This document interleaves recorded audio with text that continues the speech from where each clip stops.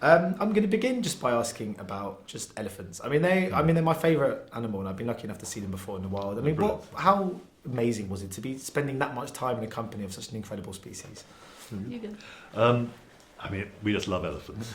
They're the only, I don't say the subject, but the family and elephants generally are the only thing we've ever filmed.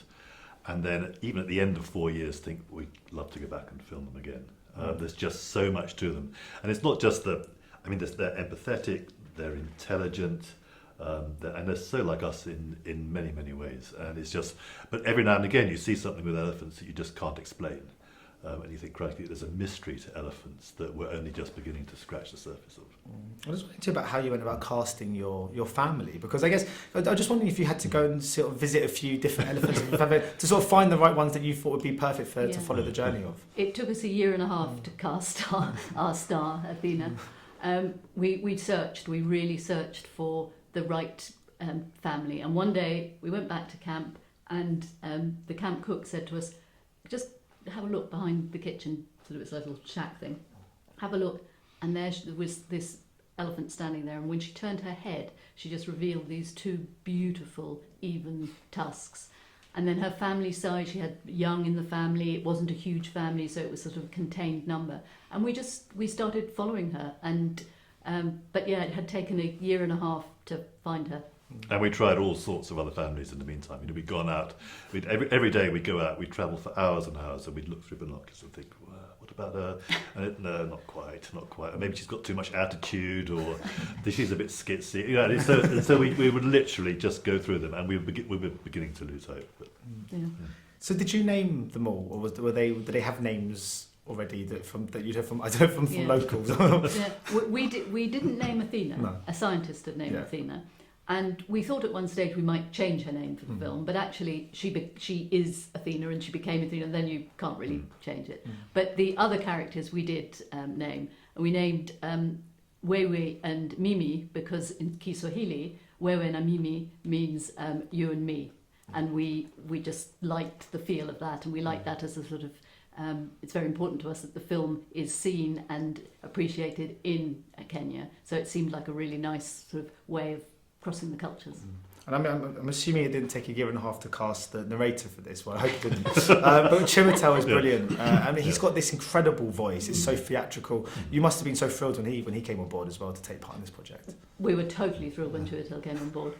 Yeah, no, it's amazing. He's got this beautiful sort of soft storytelling voice, and he loved the film. So it was, for us, it was a perfect mix. And imagine just over the course of making this, you became so close to Athena. And I was wondering about, just in your profession, I know you're not allowed to intervene. I know that's just something you have to do. But that must be quite hard at times to sit back and watch something unravelling when you just want to go in and lend a hand. It is. I think I think the question is, could we have intervened when Mimi got sicker and sicker? And in a way, we always ask ourselves those questions. We're constantly reevaluating, and we couldn't, because if a young elephant is with its family, then if you try and get in there, then the family think you're attacking the youngster, and then everything happens, and you put everybody in much more jeopardy.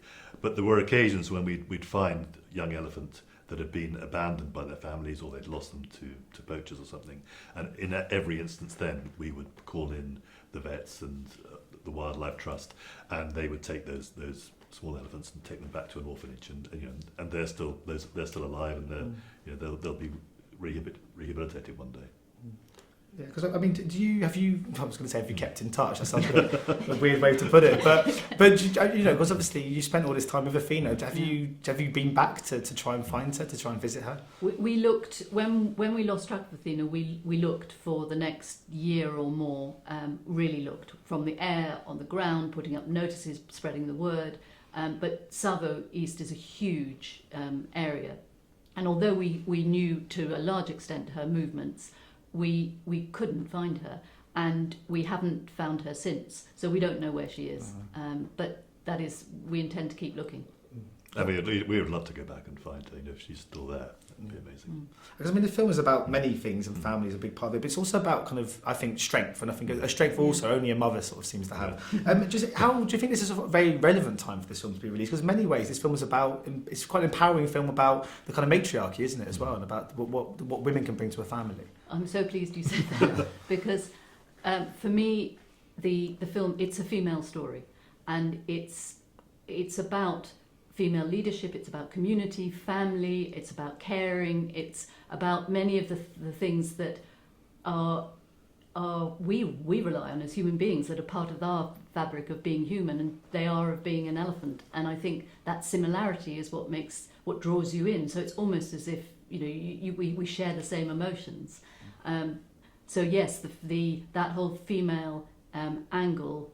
I loved the fact we were making a wildlife film that had such a strong female theme, and it felt very, very different from anything we've done in the past 30 years. And it was a very conscious decision. We decided, for example, when you see male elephants in the film, they're not fighting, but they're meeting and greeting, and we're just trying to show the other side of elephants, so that it's not all tooth and claw.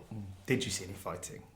We saw them fighting once, and we decided not to include it. And also, I mean, it's hard to speak to people that do your job, really not discuss sort of climate change at the moment. Because I mean, I'm just interested to know. I mean, you guys have been in this industry and been making movies and projects for some time. What have you noticed in that period? Because you're so in touch with kind of the world that we inhabit and in what you do. Over the last kind of 2 or 3 decades, how drastic are the changes that you guys have witnessed firsthand as a result of climate change? I mean, we're seeing real changes now. It used to be that the wet seasons and the dry seasons were quite predictable in their timing, but now they're coming. It's all sort of happening out of sync, as it were, and we're seeing times when a dry season will suddenly become a drought. So I would say, yeah, we're seeing the real effects of climate change, and places like Savo are where it will hit hardest, because Savo it's semi-desert. It's a really arid ecosystem.